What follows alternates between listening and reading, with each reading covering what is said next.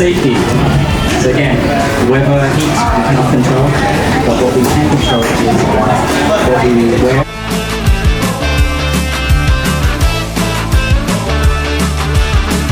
Cái bánh đó thì giống như city bike, là thành phố thì mình sẽ không có bền. Tìm 10 cái essential item mà mình nghĩ là cần cái thiết kế xe đạp của mình.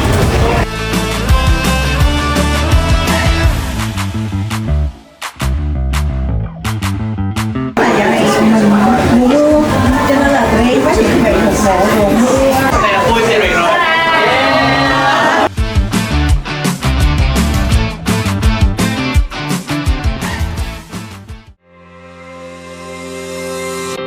Có phản ác trong đầu mình là ok, có lẽ là thời gian mà mình phải làm một điều gì đó mình mong muốn lâu rồi. I did not know type of bike, I just knew what type of clothes to wear, I just knew I just wanted to go.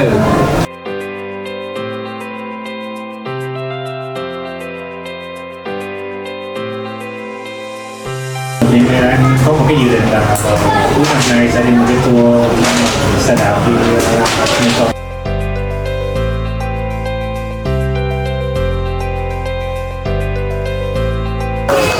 You can share or not share.